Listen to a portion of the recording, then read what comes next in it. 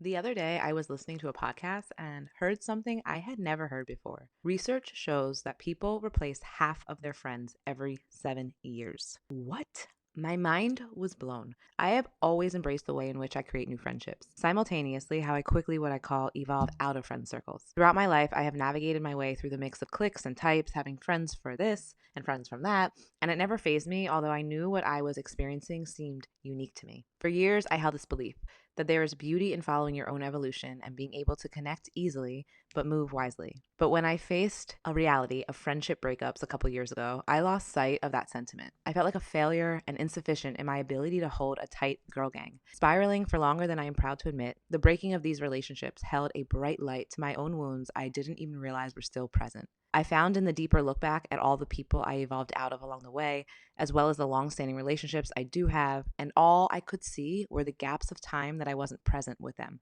It made me question not only the meaning of friend, but also who am I as a friend. I developed this whole theory about friends and the idea of our day ones and day twos, seeing the magic of both. I began to see that although in life when we make friends later on, they often fit the humans we are becoming at that point, whereas our day ones are the friends that will always remind us of who we are when we get lost. They are the people that we often meet in childhood and who loved us regardless of who we were in the world. Their love had no attachment or connection to our title, our bank account, or our political views. They simply love us. Much of my consuming thoughts lived here for the past couple years, and they have challenged me to create my own definition of friend. Friend, someone who is in reciprocity to the relationship, who tries to understand you even if they don't agree on all your beliefs, but still support who you are in your fullest expression and support your happiness, growth, and ultimately your well-being. Someone who loves you for you, as you are and as you evolve. Evolution is a funny thing because we take what we have always been but move forward to who we are becoming. Naturally, in that, we flow and we seek new friends and community